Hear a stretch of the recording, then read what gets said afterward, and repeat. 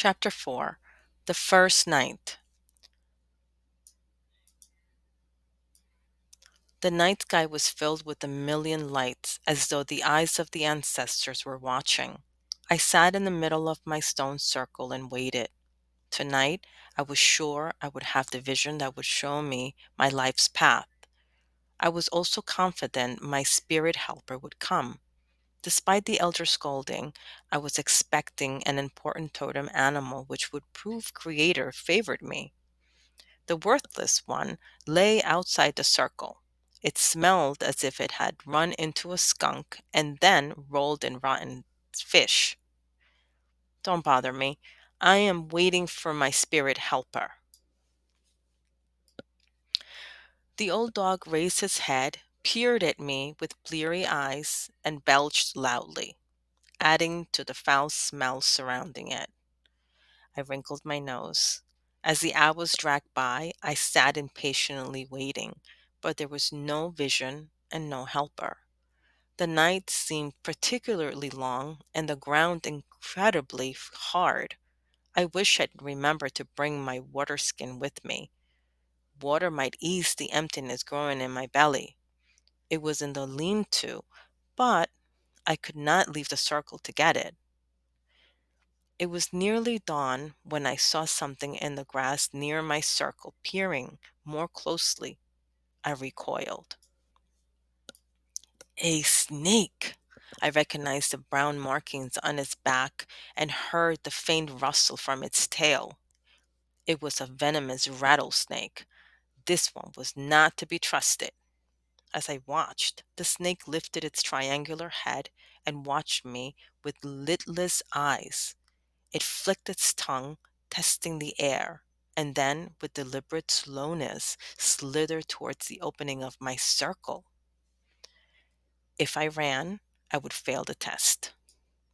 But if I stayed, I would be bitten by the snake. I saw that the old dog was between me and the rattlesnake. The snake drew closer to the sleeping dog.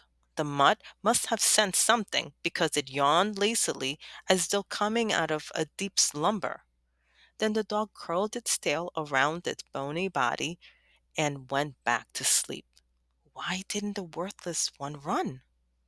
I stared in disbelief, sure the snake would bite the dog and then come for me. The rattler glided soundlessly up to the dog and waited for the killing strike.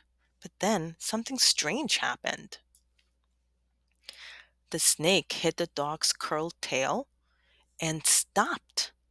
It was as though the thick tail was too hard to climb over. Instead, the snake followed the curve of the furry obstacle until it was past the dog. The rattlesnake continued towards me. It hissed and the rattles shook as it moved in for the kill. Why had the snake bypassed the dog? In an instant, the answer came to me. The curve of the tail had forced the snake to change direction. Quickly, I took off my horsehair belt and laid it outside my stone circle. The snake approached and followed the line of the belt, searching for a way in. It went past the opening now blocked and continued on outside the rocks. Unable to get at me, the serpent silently disappeared back into the night. I exhaled loudly. That had been close. This far up the mountain, I couldn't have made it back to the medicine man in time to cut out the venom. I would surely have died. As the sun rose, I left my sacred circle and immediately made a smudge to thank the snake for not biting me. Then I smiled. My first night's vigil was over. Only two more to go.